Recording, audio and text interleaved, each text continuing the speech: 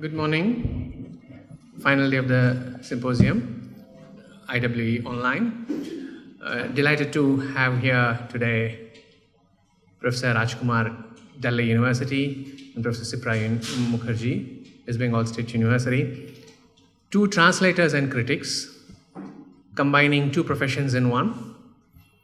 Both have worked extensively on translated texts, have done translations, and are commentators very well recognized on Dalit literature. Rajkumar's book on Dalit criticism, published by Orient Black Swan, his translations of Bheda, are now, if I'm correct, on university syllabi. So, as part of our effort to look at the best work in Indian writing in English and put it up online, we are delighted to have both of these people here with us today. So, hello. They are also incidentally old friends of the department. Rajkumar serves on our DSA advisory board, DSA such as it was, since the UGC does not give us any money. So is Shiprab, an old friend of the department and has been here before. So, welcome everybody and welcome to both of you.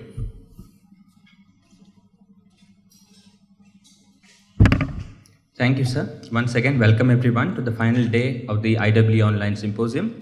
We have three sessions today. We begin with a lecture by Professor Rajkumar and followed by a conversation between Professor Cyprian Mukherjee and Professor Rajkumar, followed by lunch, and post-lunch we'll have Professor Cyprian Mukherjee speaking to us, and it will be her lecture, the last session. So, as Pramod sir mentioned, in addition to being academics, they're also translators, which is why we are especially delighted to have both of you here today. And may I now introduce the first speaker for today, Professor Rajkumar, who is a professor in the Department of English at the University of Delhi. His research areas include autobiographical studies, Dalit literature, Indian writing in English, Odia literature, and post-colonial studies. He has been a fellow at the Indian Institute of Advanced Study, Shimla, in 1999, and has published in journals such as the Jadavpur Journal of Comparative Literature, Indian Literature, Social Scientist, Economic and Political Weekly. Professor Rajkumar has also translated literary texts from Indian languages, especially Odia, into English. His book, Dalit Personal Narratives, Reading Caste, Nation and Identity, has been published by Orient Black Swan, New Delhi in 2010. His English translation of Akhila Nayak's Bheda, the first Odia Dalit novel, is published by Oxford University Press in 2017. His book, Dalit Literature and Criticism, is published by Orient Black Swan in 2019. The title of his talk today is Dalits and Indian English Novels. May I now invite Professor Rajkumar. Yeah, thank you. Good morning to everyone. First of all, I most profusely thank Professor Anakurian and Professor Pramod Kumar Nair for having invited me. I also, that happy that Professor Cyprian Mukherjee is with us, and will of course, that continue our conversation. As already announced, the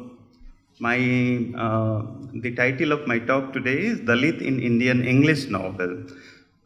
First of all, I also, that appreciate the way Department of English, University of Hyderabad has undertaken this massive, venture, I can say, because it is quite significant at this juncture, particularly, that while we have to talk about, that coming of national education policy and, that now English is being kept aside. I must tell you, that hope you, as a student of English literature, you should know now that English is going to be undermined, that so far as the national scenario is concerned, because 13 or more Indian languages are now going to, that dominate the scene, particularly in the academic environment.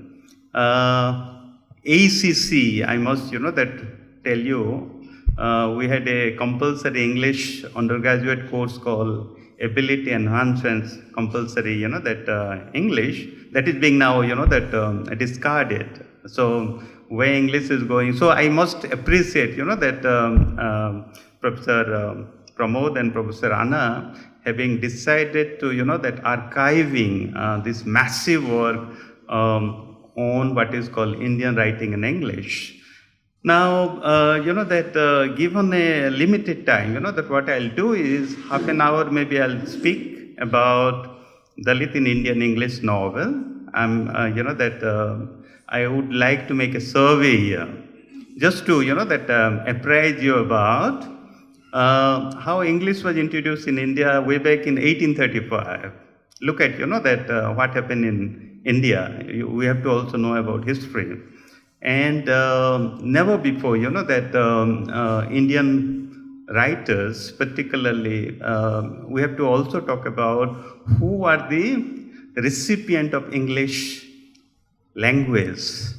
I'm sure that you know about and you have read lots and lots of books on English study. Gauri Viswanathan, Sujita Aru, Alok Mukherjee, and too many others, that have written about. I'm sure you will follow it all. But the first novel that we come to know about writing in English about Dalits is Mulk Raj Anand's Untouchable, very famous, quite popular now, that everyone must have read. 1935, precisely 100 years after English was introduced in India. What I would like here to, take you back to is, that I will give you maybe a list of books whereby Dalits figure out in Indian English novel. To begin with Mulk Raj Anand's Untouchable, but then we have also Santa Rajeshwar Rao. I don't know how many of you have read or heard about. This is Children of God. I'm just quoting English, that novels written in English. Of course, I'll also apprise you about novels written in Indian languages about Dalit. Yeah, so let me, that briefly talk about. And then we have Roman Basu called Outcast. Children of God was published in 1976, 1 year after India's emergency. Roman Basu's Outcast was published in 1986, to be precise. Bonomali Goswami's, that Untouchables, a novel, was published in 1994. And of course, Rohinton Mistry, A Fine Balance, about 1995. Arundhati Roy's God of Small Thing, 1997. Monu Joseph, Serious Man, 2010. And of course, there are too many, that these are some of the things, that sample I'm just telling you. Now, it is quite impossible for me, given half an hour, to, that do justice to all the texts, that I have mentioned about, because from 1935 to 2010, to, that it is not just visiting the text, also you have to understand history of English literature. Written in, of course, that in India. And the idea of, that entering into the discourses. By the way, that one thing I must make it clear, that none of these writers, they use Dalit. The title that I have used, Dalit in Indian English novel, is not just to interrogate, question, that these writers, because that in my talk I'll also that trying to enter into a debate or that discussion whereby my critics will come automatically. Maybe that another 5 minutes or so I'll try to do. But what I want to tell you is that the that characters they use beginning from untouchable. Now look at that what they do. Untouchable, Harijan. No, these are some of the words. They never use Dalit. We all know that Dalit is a new term, used for ex-untouchable. This is to be made it clear. And Dalit is a political term. The moment you use the term Dalit, it is political because it replaces all other terms. What are the other terms? That say, from the very beginning of caste society, there were several terms. I'm just, that trying to put certain words. If you don't understand, please stop me anytime you can, and you can ask me any number of questions. So, Dalit is a product of caste society. Perhaps that had there been no caste, there would not have been a term like Dalit.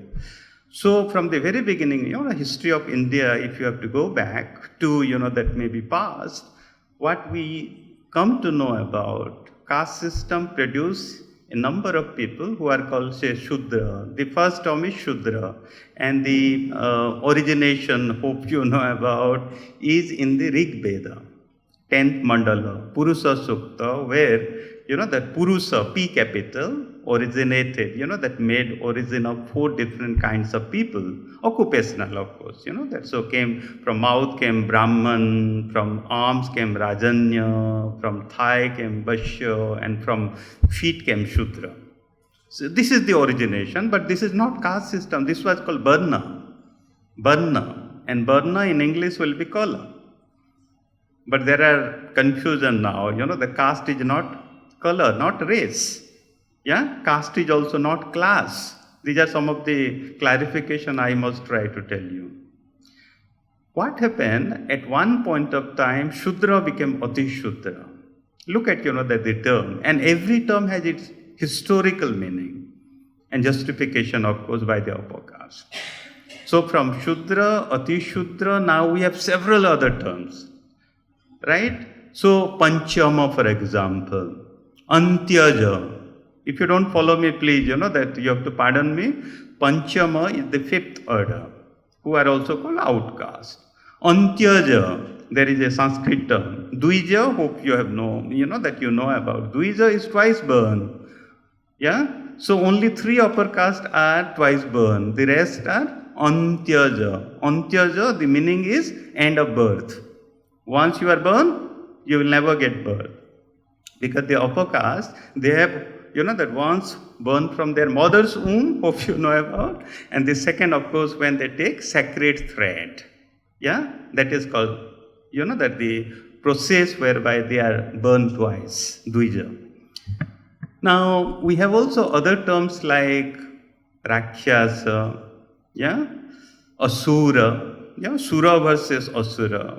And then, of course, we have, that depressed class, Harijan. Harijan is a word sometimes, the people are confused about. It was not Gandhi, not Mohandas Karamchand Gandhi who gave this term, but it was historically, I'm speaking, was, that given name by a 17th century Gujarati saint poet called Narasimha Mehta to the children of Devadasi. Devadasi, there was a system, it is again, caste system, that there was a compulsory caste law. And by the way, that you must know that we have more than 220 dharma shastras in India, according to my research. I'm sure, that there could be many more, but there are more than 220 dharma shastra, like, that about Manu Shastra, Artha Shastra, Kama Shastra, and too many shastras, that we have.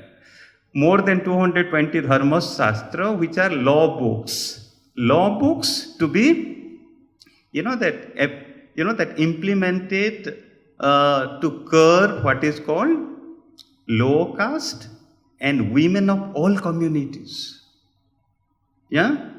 And what happened once, that dharma shastra were implemented very strictly, that otherwise the punishment will be given. As a result, say, education was not available to Shudra, Ati Shudra, and women of all caste for long time, very, very long time, till perhaps British people came to rule India. And thanks for missionaries, British missionary, because we come to know about today's Jyotiba Phule's, that birth anniversary we try to celebrate. Jyotiba Phule, Jyotiba I am telling, not Jyotiba, please don't write Jyotiba. Jyotiba is Sanskritic and Brahminic. Yeah? Jyotiba Phule and Savitribai Phule, they were the first couple to set up a school for untouchable boys and girls way back in 1854. 1854. Never before school was available for Untouchable Boys and Girls. And you know about Muktabai, fascinating essay.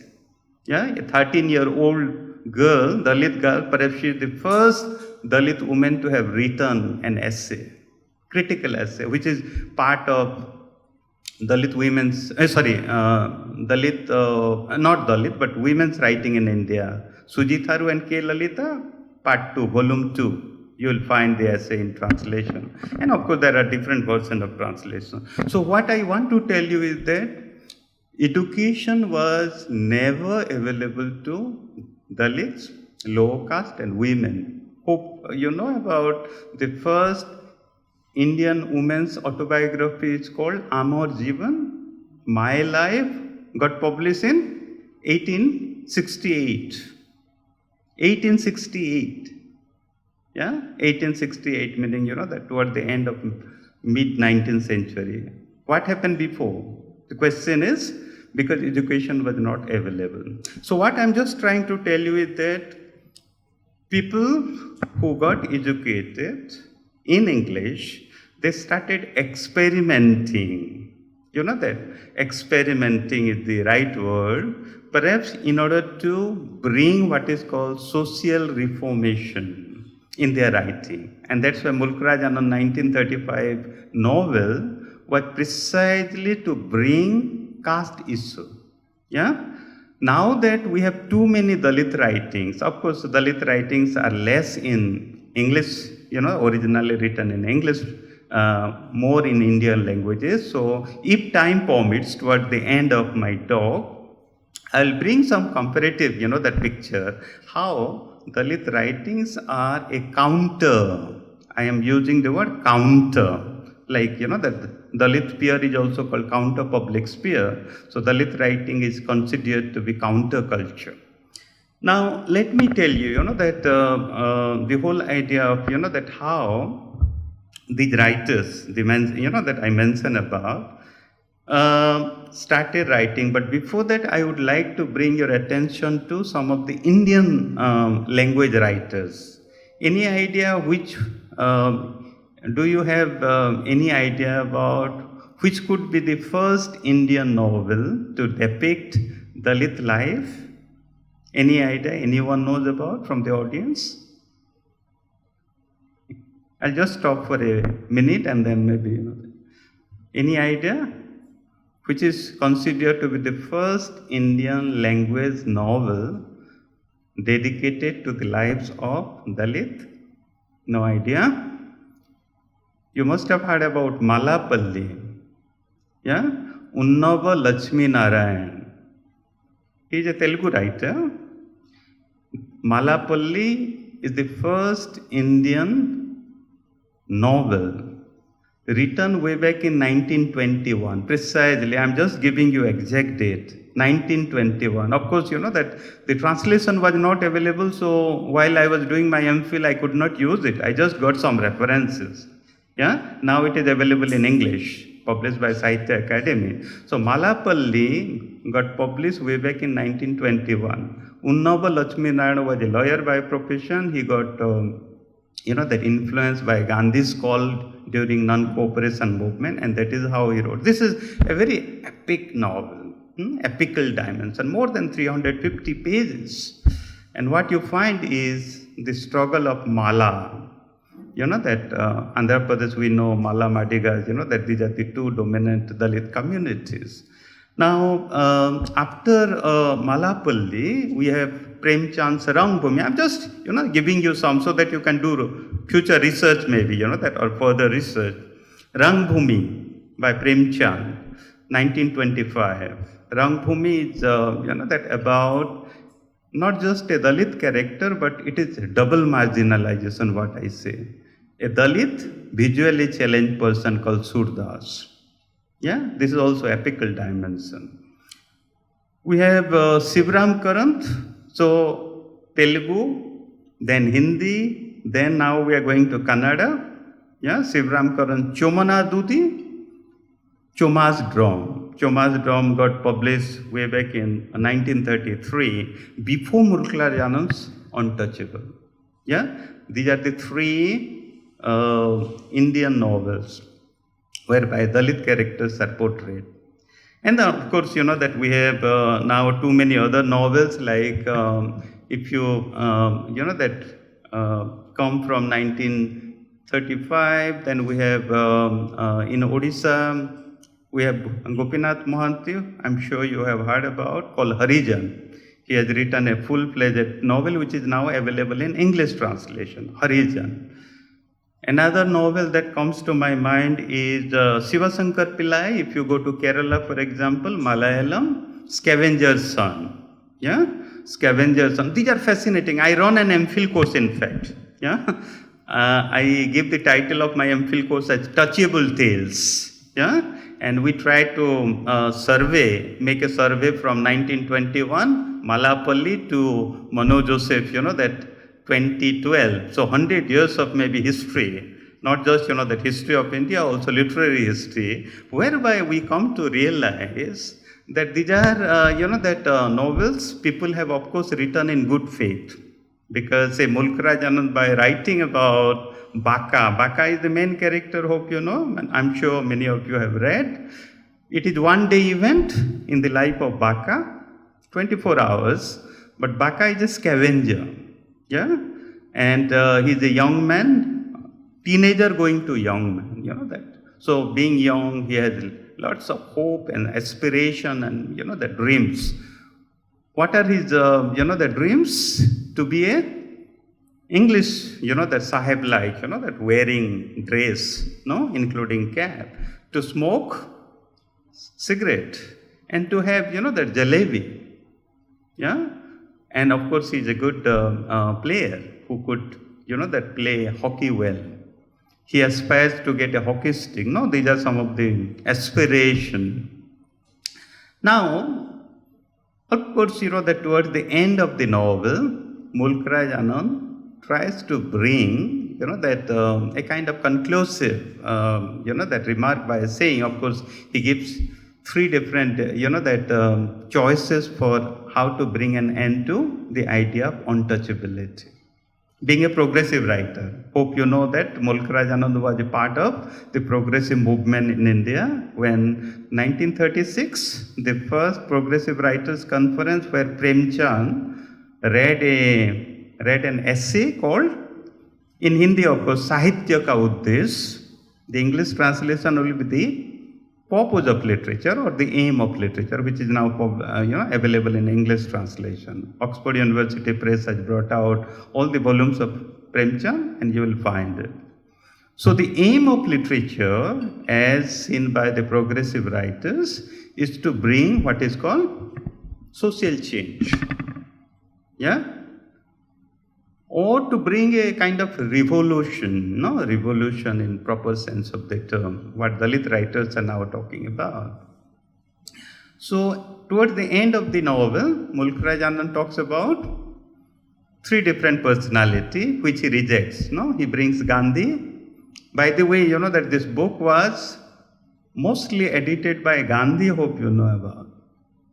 I don't know whether you know about the history of writing, Mulkraj Anand's Untouchable. He had written a volume of 250 pages based on an untouchable boy called Uka. Gandhi had written an essay called, that an untouchable boy called Uka. Perhaps his domestic, that help. And getting inspiration from this essay, Mulkraj Anand experimented with the caste question in his novel, giving the character Baka, Raka, Laka. These are the three characters, one father and of course two sons, and Sohini, his sister. So, that towards the end of the novel, what you find, he rejects Gandhi, even though Gandhi had edited his book. That Gandhi edited because Mulkraj Anand came to his ashram, hope you know about, to read before Gandhi. Yeah? And Gandhi did not like some of his writings, like, that particularly whereby there was humor, irony, and some of the, lots of descriptions. So 250 pages novel finally turned out to be 150. Where there is Gandhi character also. Gandhi appears, but Mulkraj Anand doesn't like, that the way Gandhi had, rhetorical question on Harijan. Please also try to understand the historical background in which, that Mulkraj Anand wrote this novel, because what had happened in 1930, Simon Commission came and Dr. B.R. Ambedkar had demanded what is called separate electoral system. First, second, third round table of conferences, hope you remember. Gandhi opposed. First, he did not attend. Second, he went, but then opposed. Third, he did not go, but went on to fast on to death. And what finally came out is 1932, what is called Pune Pact. Gandhi had to be saved, 21 days of hunger. Anyway, I should not tell you all these things, because then I'll, perhaps my time will be, off. So what I want to say is that being a progressive writer, Mulkraj Anand finally talks about what is called flashlighting, technology. Technology will help the untouchables to bring an end to their misery, particularly the physical work they do every day, because they have to carry what is called night soil. Now, we are told now with Swachha Bharat Abhijan, hope you know about this term, Swachha Bharat Abhijan, the entire India is now clean, at least by government of India, but we are told that there are still 16 million people who carry night soil even today. Yeah? 16 million people. And every day, according to Scheduled Caste Commission report, 4 people die because of sewer cleaning. You must have seen, there's some absurd picture in India. This is what caste is. Yeah? So let's go, from Mulkraj Anand, if I can tell you, that Mulkraj Anand, by writing Untouchable, did great service, I must tell you. Great service to Dalit cause, of course, because he brought for the first time caste into what is called global. You know that, because if you are writing in English, you know that you don't get confined to India, but to the world. Yeah? So there is a discussion in what is called public sphere now about caste. By writing in English, that is what, that Mulkraj Anand did a great thing about raising question on caste at the global fora. So this is great. But my critique is that where is the agency that he places to Baka? There is no agency. And that's why it is very important that we also understand about Dalit point of view. Baka doesn't get any agency.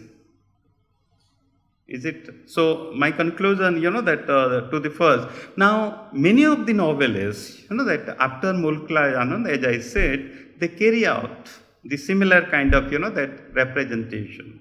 Say, immediately to talk about is, if you have read Baka looks like a sports person, because he plays hockey.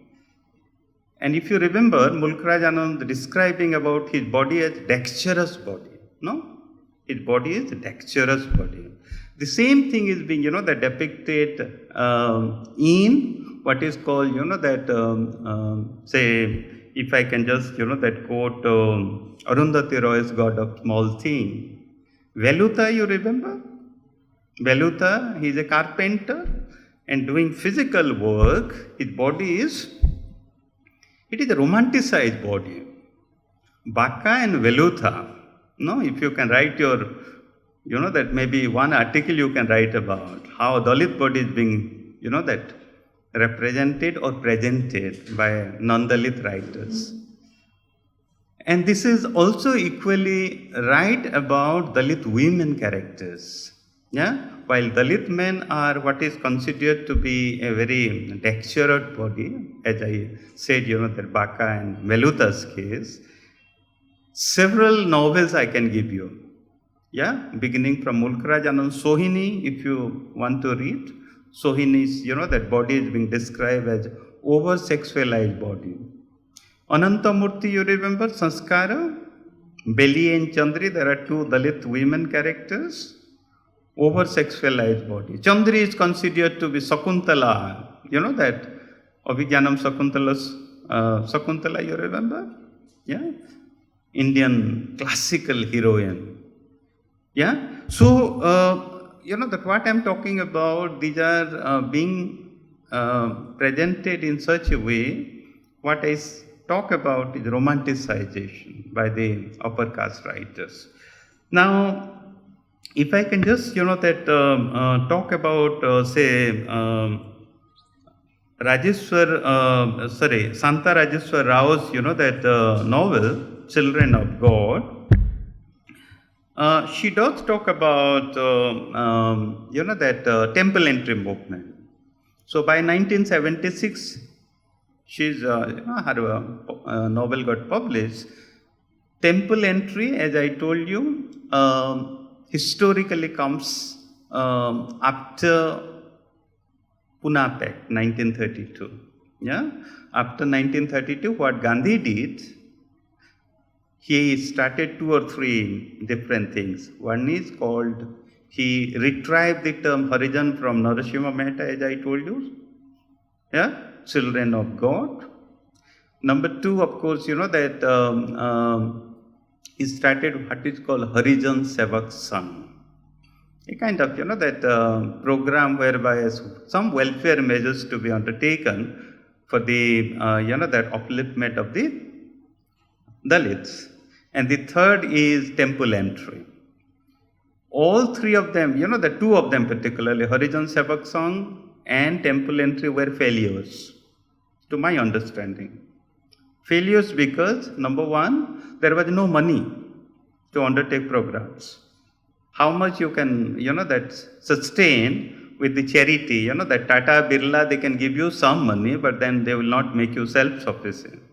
So Harijan Sevak Sangh, even today, that if you go around India, there are different places where Harijan Sevak Sangh would be there, but then their work doesn't, that populate down to the masses.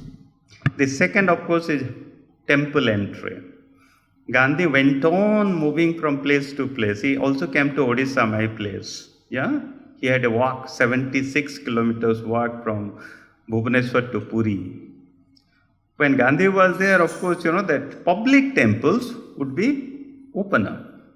But once he left, there will be consecration ceremony. Yeah? Because, that by making Dalit enter into temple, the upper caste would presume, at least, that they will think that temples are polluted now. So, Suddhi Kriya, in Hindi and Sanskrit, what we say. So, there will be a purificatory ceremony. So, temple entry movement is also failure because, that even today, as we all know, that the present president of India, he went to Puri temple, but he was not allowed for 3 hours, hope you know about. And because he is president of India, Dalit president, of course, later, after 3 hours, Puri temple was opened up. But I'm sure, that what the Puja Panda, the priest of the temple would have done, I could understand. So, untouchability, if you read Indian Constitution, Article 17, it is banned now. Legally, that it is not possible for any person to practice untouchability in any form, constitutionally speaking. But it is still practiced in many different forms. Just because there is law, don't assume that, that things are fine. So, Santa Rameswar Rao's Children of God is about temple entry movement, whereby, that there is violence. Atrocities are there because the Dalit happens to enter into understanding now there is law, constitutional provision to enter into public temple. But then, that the upper caste would not allow him. As a result, he would be killed. So there are too much violence. Caste is nothing but violence. Let me, that tell you, caste is an artificial creation of a society, yeah, which is political by nature, of course. This is my understanding, whereby caste, that would like to continue forever and forever.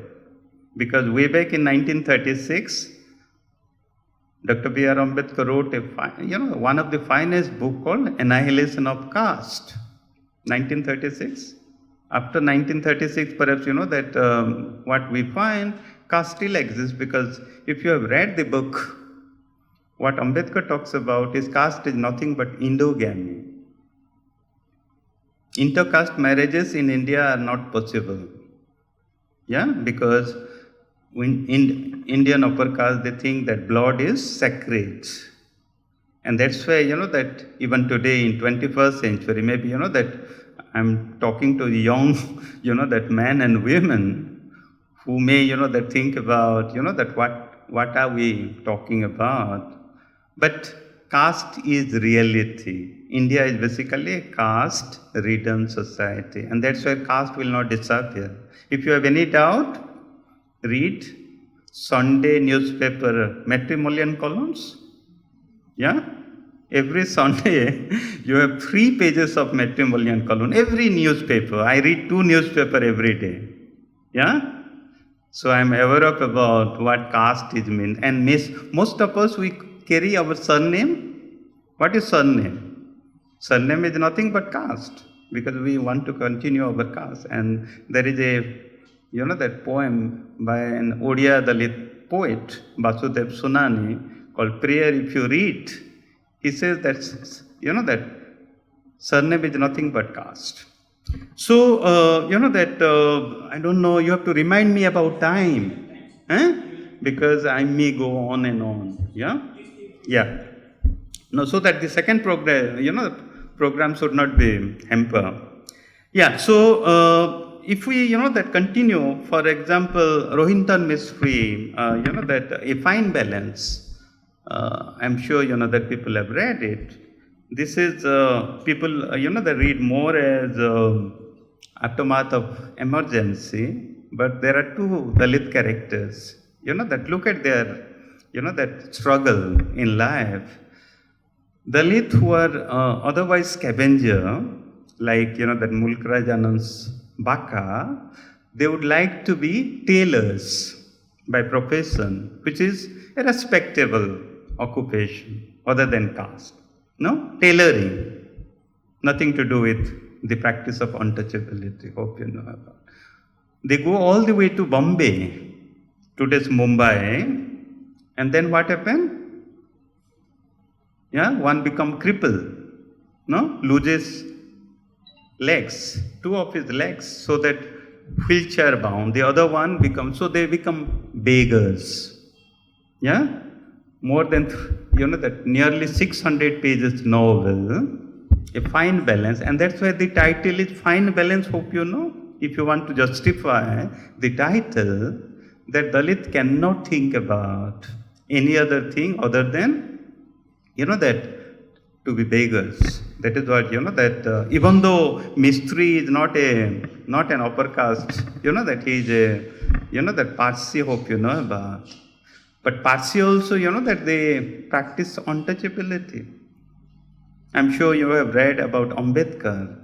Ambedkar, he went to Baroda after getting scholarship from the Gaikwad. He went to USA, no? And after completion of, after completing his PhD, DSc, Barrett Law from England, etc., he came back to serve the Maharaja of Baroda as, that very big post, Ministry of Defense, no? And yet he did not get a place to live in. Finally, he hid his identity.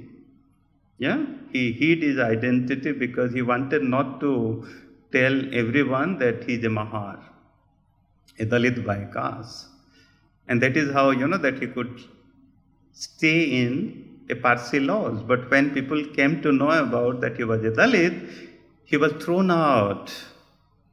Dr. Babasaheb Ambedkar didn't have a place to live in Baroda, that. He went to a public park, cried, sitting under a tree. Yeah, and the moment he got the next train, he came back, never visited Baroda any point of his life. So if you read Waiting for Visa, yeah, this is a small autobiographical note that Ambedkar has written about.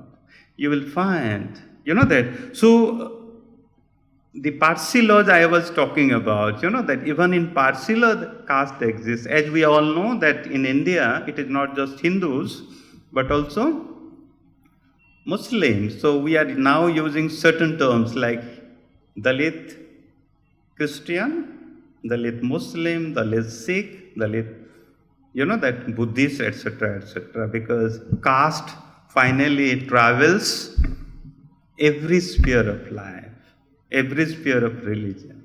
Yeah? Now, that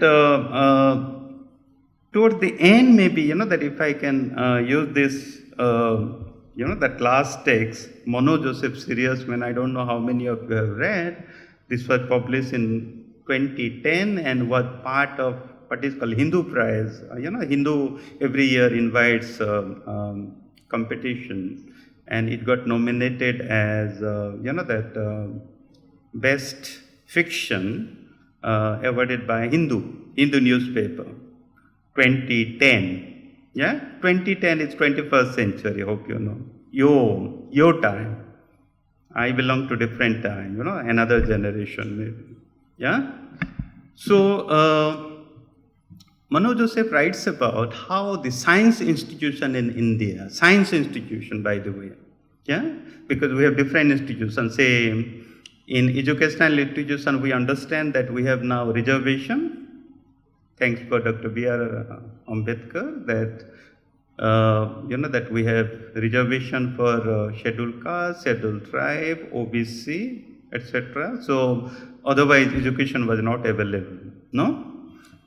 Now, Mano Joseph talks about science institution, how there are two Brahmin characters, Aurobind and, Aurobind, hope you know, he is the director of the Science Institute, whereby they want to, that send balloons to the upper, that outer sky, that space, whether there are lives, too much money, that we spend.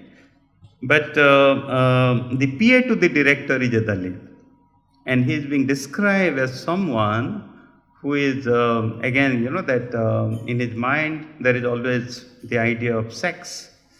But he has a son who, that he, that talks about, Mano Joseph talks about how rote learning, that he masters the art of remembering number. So, a Dalit child could be also a brilliant child. This is what, that Mano Joseph talks about. Now, if I can, that bring a conclusion to my analysis of, or my understanding of all the texts, beginning from, say, Malapalli to Mano Joseph, Dalit characters are portrayed negatively. Never the Dalit character being described as positive, as a normal human being. I'm not telling that, that there should be super, super smart, or, that something which is, that we could dream or desire. Dalit characters are described, if I can use certain words like they are meek, docile, lazy, quarrelsome, that they are also, drunkard, all the negative characters, that you can think about. Now, if this is the case, this is what, that Dalits are portrayed in Indian language novels and Indian novels written in English, as, that I pointed out. Toward the end of my lecture, I would like to bring a comparative, that some kind of comparison. Say, now that Dalit writings are available, both in, of course, Indian languages and English, we know about, say, writing as I, I already stated, writing is a political act, yeah? And people, education was not available to Dalit. I'm sure, that others like Adivasi, women, Now we are talking about, say, now there are too many marginalized community writing about their life. There is recent, that entrance is maybe Hijdas. Yeah, I'm sure you know about. There are 3 or 4 good autobiography on Hijdas. Yeah, P. Revati, for example, Lakshmi Tripathi, and all the, that. Baby Halthar, yeah, how a domestic help could write her autobiography, Life Less Ordinary. There is also an autobiography by a sexual worker, prostitute, Nalini Jamil. Yeah? So now all the marginalized community, now that education is available, thanks for again Baba Saheb Ambedkar, who made an effort to make education as compulsory at least till the age of 14. Hope you know, this is the constitutional, that mandate. Now, as we all know, that Dalits started writing, particularly, they started writing earlier, of course, that say 1914 we have Hiradom. In Hindi writing, what is called Achyut Ka Shikayat in Hindi, complaint of untouchables. 1914, look at that. 1914, when the First World War, just going on. But I'm sure that if you go to every region, you will find references to Dalit texts. But from 1972 onwards, what is called Dalit Panthers movement, in Maharashtra first, and then now that Dalit writings are available in everywhere. You go to any state, you will find Dalit writing. Dalit study is now an established discipline like English study, women's study, level study, etc., etc. And generally, that Dalit, they don't write in English many, except for maybe few. I know, say, Minakanda Samir, always writing in English. We have Panchanand Dalai, he is a professor of English but writes in English, poetry basically. Or Samuel Dani, yeah. So these are some of Dalit writers who always write in English. But most of them, they write in Indian languages. Now, my conclusion, that would be a comparative study of what happened when upper caste, that Indian, they started writing about Dalit subjectivity. As we compare to, that Dalit writings, as we know, there is a great debate going on, particularly in Hindi public sphere. There is a comparison between, that Dalit writings vis-a-vis non-Dalit writing. Anubhuti versus Sahanubhuti. I don't know whether you understand. Anubhuti is personal experience. Yeah? Anubhuti, that I have to write my experience. And that's why most of the Dalit writings are also autobiographical in nature. Autobiography. Yeah? Autobiography, whether it is short story, poetry, or novel. Even some plays are also autobiographical by nature. Versus Sahanubhuti. Sahanubhuti is sympathy. Pity and sympathy will not work in literature. Yeah, you must have read D.R. Nagaraj, that one of the finest book written about, that articulation of Dalit subjectivity called The Flaming Feet. Now, all his writings, D.R. Nagaraj is no more, hope you know about. He was a cultural activist plus an academic. Flaming Feet and other essays, Permanent Black, published by, if you read, he brings a comparison between Gandhi and Ambedkar. There is a, that Gandhi-Ambedkar debate. There is a chapter where he talks about, in writing, babysitting will not work, if I can quote D.R. Nagaraj. Yeah?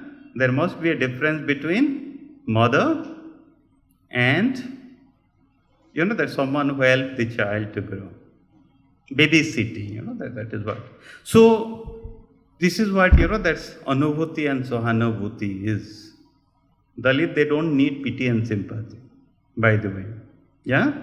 What they need, is equal respect, because they are also what is called equal citizen of this country. Yeah? Equal citizen. I am, that using the term in a very systematic way. They should have self-respect, dignity and honor. Till now, what I have said, all the, that non-Dalit writers, they use Dalit characters as, that someone who must be pitied. Yeah? Pitied. Which Dalit they don't need. And that's where there is a clear cut, that when Dalit writings, when they, that I'm sure you have read a lot of Dalit writing, Dalits, they not only interrogate the position that the non-Dalit writers they take, they also, they try to write about their culture, for example, right? Culture which is very rich. Till now, that Dalit culture is not being appreciated. And that's where we need to perhaps talk a lot about what is called Dalit cultural capital. So when you read, say, Dalit writings, maybe half of the things will be about caste exploitation or, that class inequalities or gender subjugation, etc., etc. But the other half will be what is called rich Dalit culture. That say, if you are reading Om Prakash Valmiki Jhutan, I'm just giving you example, which is written in Hindi basically. The title Jhutan, if you understand, Jhutan, Jhuta in Hindi is leftover. That, say, a Dalit's payment, say, if you read Manu's Shastra, which is available now in English, you don't have to, that bother about not knowing Sanskrit. Say a chandal. How does a chandal is being described? A chandal is a person, chandal is an untouchable, of course. That is the first ever document written, that, because, and that's why Manu is the first lawgiver, Hindu lawgiver. Yeah, after that, of course, there are too many lawgivers. And that's why Ambedkar is also called modern Manu, because he is the chairman of he was the chairman of the drafting committee. Now, Chandal is being described as someone who, that he should not possess anything. Dispossession. Yeah? What should he wear? Not good dress like you and me. Yeah? For the occasion. But Tatar cloth. A Chandal should wear a Tatar cloth. Okay? Sometime must have, that seen that Dalits' clothes are, that collected from the dead body. Yeah, this was the convention. The cloth that a dead body is being covered, that is upper caste, because all new clothes are being covered, and Dalit are given those new clothes before, that cremation takes place. This is what, so a Chandal will wear Tatar cloth, then he should possess, of course, that few things like a broken plate, this is the law, or a donkey and a dog. Why donkey and a dog? You have to think about. Yeah? So, if this is the, that picture that an untouchable is being, that depicted, say, most of the Dalit writings like Jhutan, Om Prakash Valmiki Jhutan, is about a scavenging community like Baka, that in Mulk Raj Anand's case, but this is an autobiography whereby he talks about how, that the, at the end of the day, what the scavenging community get is nothing but leftover food given to them by the upper caste. And that's why Jhutan. The entire, that autobiography is titled as Jhutan. Look at, that the rich cultural, that significance of the title. Now, I can go on and on, that, but what is very important to understand about is that by giving this title, say, what Dalit writers are also doing, they are bringing many of the facts of Dalit life which was earlier not known to the public. What Michel Foucault talks about, technology of knowledge. This is only through, that by entering into the discourse of Dalit texts that we could understand about Dalit life. Earlier, Dalit lives were not known into the public sphere. What is called, that untouched India. Hope you know about. And that's why when I started telling you which was the first Indian novel to depict Dalit characters, 1921 was the first, that Indian novel. What happened before? I'm sure, that time existed before also. 1921 before, history of India was there. So what India, that did? India did disservice to a large population called Dalit, who constitute nearly more than 330 millions of, that Indians are called Dalit. Every 6th person is a Dalit, hope you know about. So what happened to their history, their culture, their knowledge? So by, that my conclusion would be that now that Dalit writings are available to everyone, that we can always, try to interrogate the idea of, that what is called equality. Yeah, because I'm talking about equal citizenship. So if at all Dalit writings are coming in a big way, the whole idea here is to claim, we exist. We exist here, and that we should not go anywhere. Now, that the last thing, because we are also talking about English, the idea of English, because translation, of course, we'll talk about. I should not, that touch upon those. But now that, that large, that number of Dalit texts are available in English translation, that Dalit texts are not only, that traveling, that at global level. The whole idea here is to, what I say, mobilize resistance for what is called, that for maybe, that fight against or resistance against Human Rights Violation Act. Thank you. Thank you for your patient listening. If there are questions, I'll be happy to, that answer.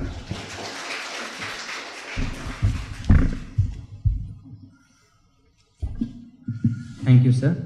The floor is open to questions. Questions, comments, responses. I took long time. I'm so sorry. Yeah? Well within time, sir. Questions, comments? Thank you for the insightful lecture, sir. Sir, I was thinking about how translating these works from, say, these regional languages into English is a very big task that has to be taken for, increasing their accessibility, right? So I was wondering, what are the challenges that, are faced, especially considering how regional languages have their own certain structures and certain ways in which they represent things and, certain local idioms, right? What sort of challenges that you have faced as a translator and are being faced by other translators around India, especially when talking about a matter as sensitive as caste? Yeah, thank you. We'll talk more about translation in our conversation, but as you have already, that pointed out, that translation is a very challenging act, not so easy. Even if suppose I'm an Odia reader translating an Odia text, because that the variation of idioms, as you very rightly said, on regional words. Say, I found it very difficult, to translate Okila Naik's Veda. Both of us, we come from the same place, Kalahandi, Odisha, and yet the regional flavor, that say certain words are there like legre lega, impossible to translate into English. So what I did is to retain some of the original Oriya word and then make it a glossary, trying to, translate the next maybe, that meaning of it so that the non-Oriya reader could understand. So I'm sure, that every translator is facing, the similar kind of thing while translating, because there are certain idioms, particularly culturally rooted idioms, which are impossible to get translated. Yeah? Thank you.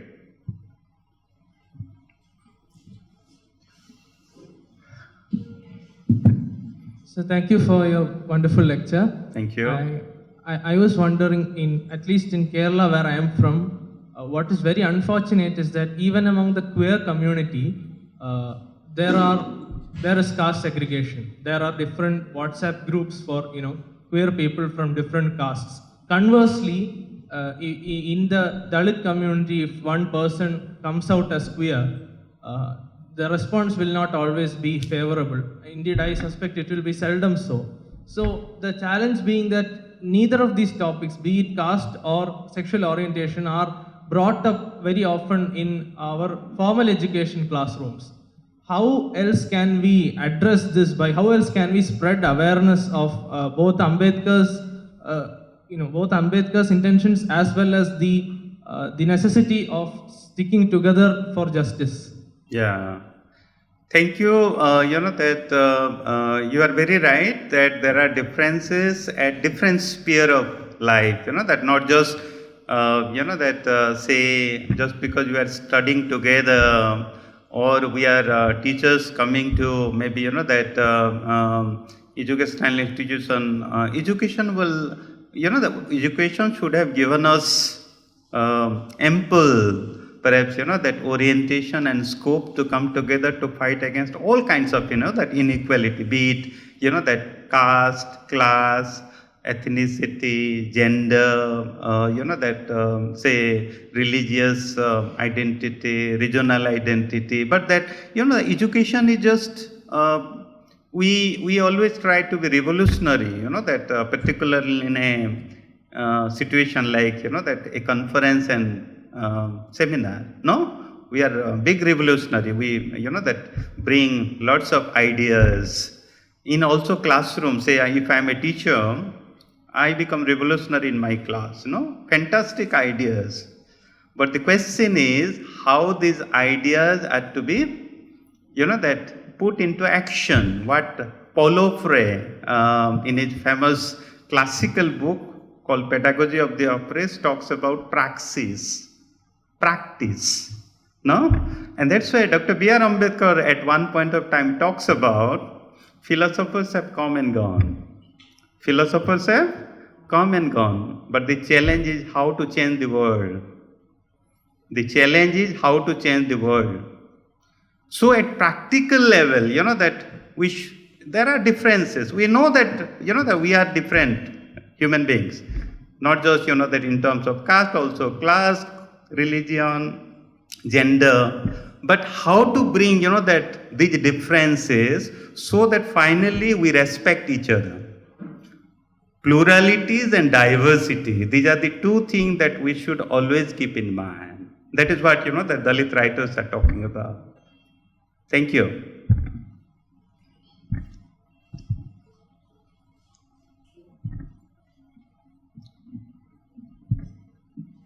Thank you so much, sir, for this insightful talk. You rightly pointed out about the Anubhuti and Sahanubhuti. So, mostly the Dalit writings, it is about the self-experience. But when we look into the Odia Dalit literature, especially the writings of... You take closer to the mic, that... Yeah, especially when you look into the writing of Vasudev Sunani or Akhila Nayak, although they belong to the marginalized communities, belong to that particular area, their writings are somehow, it's not their self-experience. They personally doesn't experience those sort of things, but they write about it so intimately. So how do you categorize those sort of writings? Sorry, again, repeat, because I could not clearly understand about your question. can you hear me now? Yeah, little. So like you talk about Anubhuti and Sahanubhuti. And when you talk about Dalit writings, it's mostly about the Anubhuti things.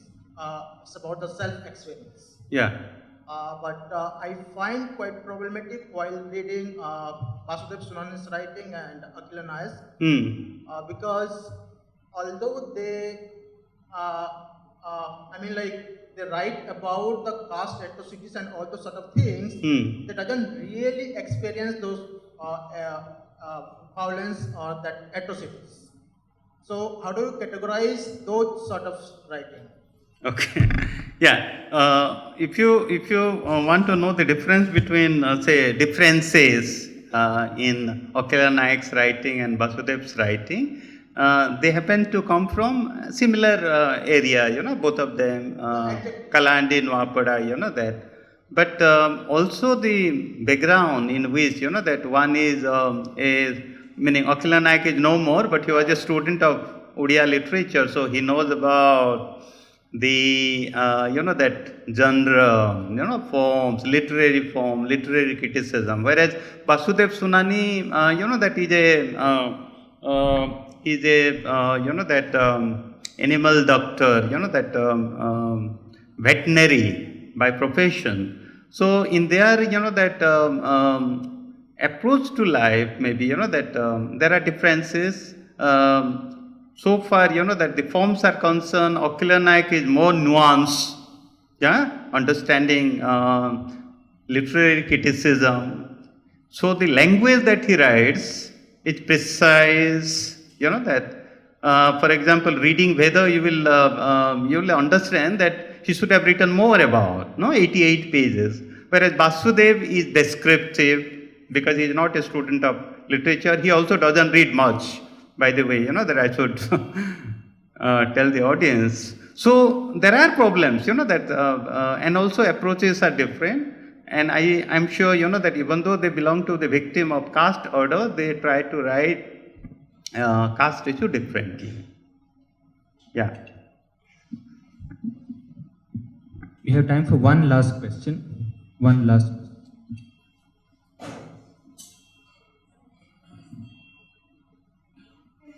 Sure, sir.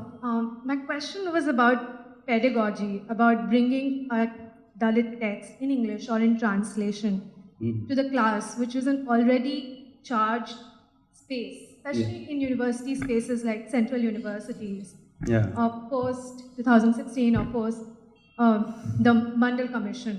I'm thinking about HCU, where in 2002, the Alisama Women's Collective wrote about how caste work in a classroom, within classmates and teachers, and that dynamic is ever-flowing in educational institutes, especially in spaces like the university classroom, where students are aware of how the structure is at work, and how, as a teacher, or from different locations, be it a Savarna teacher teaching a Dalit text, or a Dalit teacher teaching that text, what has been your experience, or if you'd like to comment on the pedagogical experience? Yeah, thank you. This is my last book called Dalit Literature and Criticism, whereby there is a full chapter, that on pedagogy, how to teach Dalit literature, more than 25 or 30 pages. So what I do is I try to review Indian literary history, both Indian languages and English, and how Dalit text should be taught in classroom. So thank you for that prompting me to answer this. Briefly, to tell you about that, caste is a very sensitive topic, as we all know, and given a kind of that generational gap, that what I am afraid of, that young student, they at one point of time say that where is caste? No, this is the first question. Where is caste? And people like that you coming from, because I also teach that MA, MPhil, and of course PhD, there are too many students. So where is caste in, for example, Assam or Northeast? No, these are some of the things that we need to perhaps talk about. But what is most important is now Dalit studies are perhaps that part of every university in India and abroad. Yeah, there is no university perhaps where there is no Dalit text. Now, I have to caution, of course, caution in the sense that because it is a very sensitive topic, we have to be, that what I want to say is very sensible and sensitive to the topic. Yeah, it depends on where you are, that which part of the table you are. Yeah, sometimes you can be a critic of, say, Bama writing about, say, caste and conversion. Yeah, sometimes that the immediate reaction to Dalit writing by the upper caste critic is that no, it is not at all a literature. No, how can a poet write, that one day I caused that motherfucker God and he laughed shamelessly? This is a poem. This is a Marathi poem, Dalit poem. So there is no language, there is no aesthetic, and that's why Dalit writers and activists are forced to write about two important theoretical, that consideration for, that people, those who question what is called Dalit aesthetic. So one is Sharan Kumar Limbale, as we all know. Another is by Om Prakash Valmiki called Dalit Saundarya Shastra, which is not available in English translation yet. Hopefully it will come. Now, that what the upper caste critic they talk about Dalit literature, it is not at all literature. The language is, that's a Namdev Dhasal, Golpitha, if you have heard about. When he wrote an anthology of poem, he wanted to show it to Vijaya Tendulkar, writing a foreword. And Vijaya Tendulkar says that he could not understand more than 65 words, Marathi words, but he could not understand. Vijaya Tendulkar is also Marathi. Now the everyday language of the slum, yeah, Namdev Dhasal is writing is hardly understood by upper caste writer like Vijaya Tendulkar. So one, I am talking about understanding Dalit subjectivity. And the second, of course, is, that we have to also bother about knowing Dalit life. How much we know? Do we appreciate? That is why, I talk about Dalit cultural capital. If we don't appreciate, we'll dismiss. So the last thing that I would like to talk about is we have to be really very careful reading Dalit texts vis-a-vis Dalit life. If I am a teacher who is teaching a Dalit text, I have to be really careful. And as we all know, we don't know everything, no? I don't know everything. So I have to unlearn what Ivan Illich, I'm sure that you have heard about Ivan Illich, like Paulo Freire, another, that education, educationist is Ivan Illich. He has a famous book called De-schooling. Every time I have to, that teach a text, I have to de-learn. I have to unlearn. You understand? I have to be very humble that I am learning new things. And that's why the idea of de-schooling. It is not that we know everything. Thank you. We are running shortage of time, it seems. First of all, thank you for this lecture, Professor Rajkumar. And I don't have a question, but I have an opinion.